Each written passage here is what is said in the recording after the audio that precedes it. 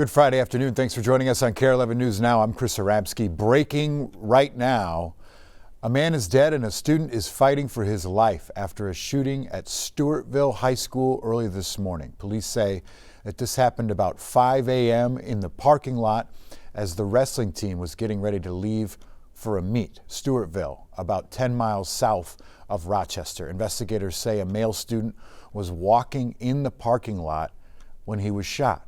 That student was located on the grounds by staff and other students, and then shortly after, authorities say another gunshot went off and an adult man was found nearby with a rifle in his hand. That man was pronounced dead on scene and appeared to have shot himself. The superintendent of Stewartville School District says that their community has a tough road ahead. In times like these, it is important that we come together to support each other. I ask that we show grace and kindness, avoid speculation, and keep supporting one another. Finally, we ask that you please lift all of our students, all of our staff, and all of our communities up in prayer. Authorities say there's no threat to the public right now and that they are investigating exactly what happened. New today, Governor Walz announcing a new fraud watchdog role in efforts to push back on widespread abuse of taxpayer-funded programs. Judge Tim O'Malley will now take the role of the state's new Director of Program Integrity. O'Malley will be responsible for overseeing fraud prevention efforts across state government.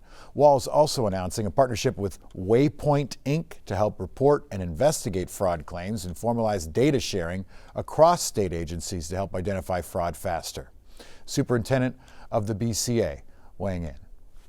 And we are confident that the work, as was noted here today, coming together, that the right people are in the room working across state agencies to really improve this and prevent fraud from occurring in our state early and often, and when it does, that we hold people accountable for those actions.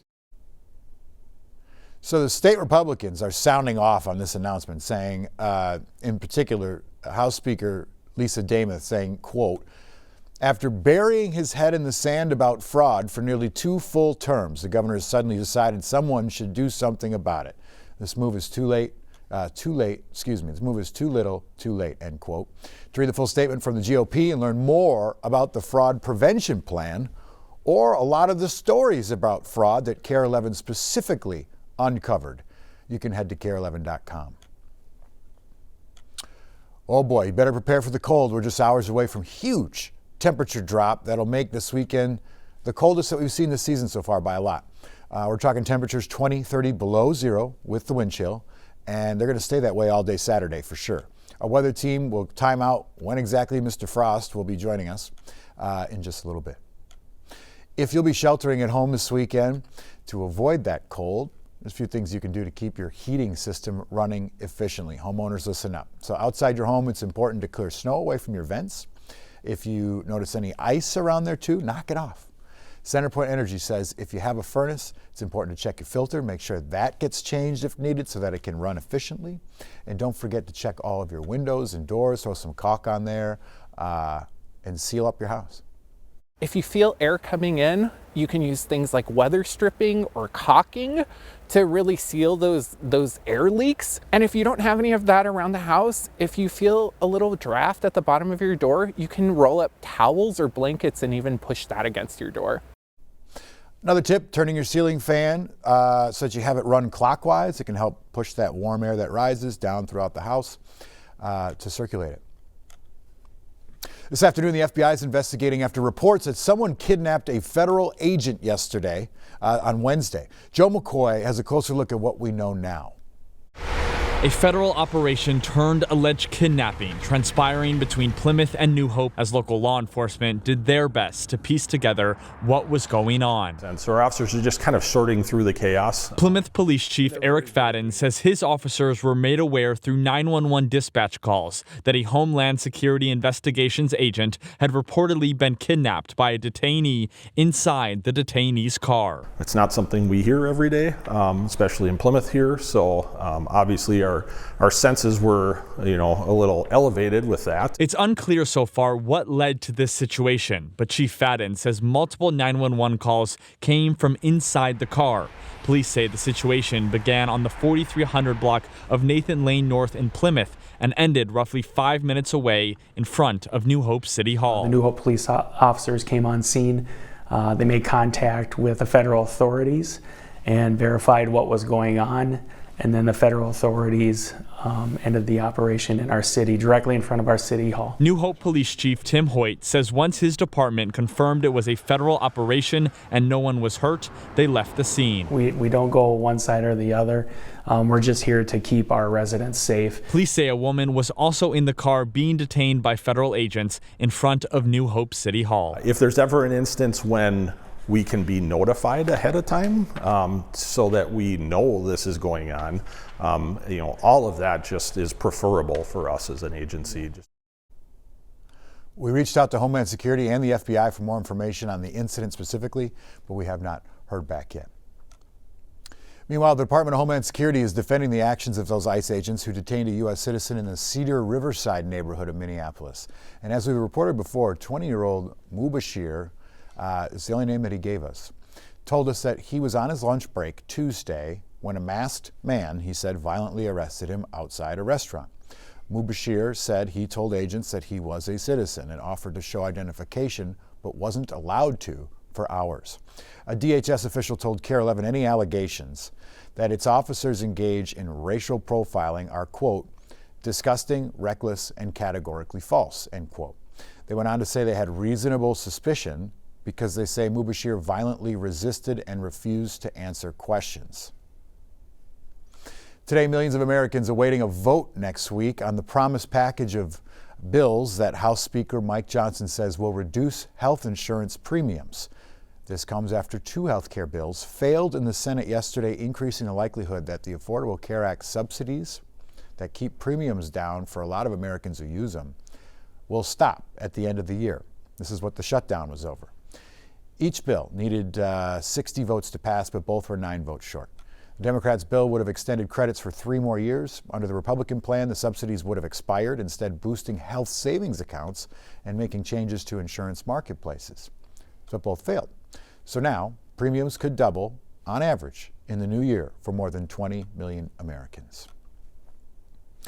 Medicare open enrollment is now a wrap, and a state's Medicare manager says seniors have never been more upset and concerned. In fact, she says the impact of some major premium hikes, changes to coverage, and benefit cuts mean a lot of seniors are still facing serious questions. Ken Erdahl looks at where things stand now and what comes next. The road to Medicare enrollment was full of hazards this year. Would you like a sign?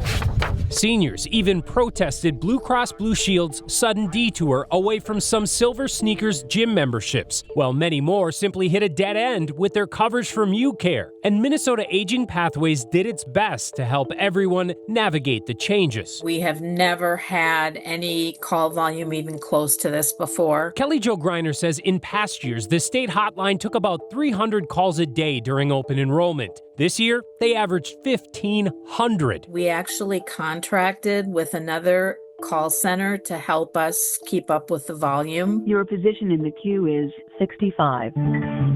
We had an hour, 2-hour wait times for people, and that just is not a good thing for people that need to make a decision by December 7th. And for those who reluctantly decided on a Medicare Advantage plan but are still unsure if their doctors and drugs will be covered, she says there's still time to adjust. From January 1st through March 31st, they can change to a different Medicare Advantage plan if they find it doesn't work for them, or they can return to original Medicare and enroll in a prescription drug plan. She says the 200,000 Minnesotans left in the cold by UCare also still have a special enrollment period, but they have to pick a new lane soon. If they do not have a plan in place by December 31st, they will start the new year without any prescription drug coverage. And we're very concerned about that. Is it time to have conversations with loved ones if they have any question at all in terms of their coverage? Definitely. And we find that during the holidays, that tends to be a very good time for families to have these discussions. And we just want to get the word out that people have till December 31st, if they're in UCare, to enroll in a plan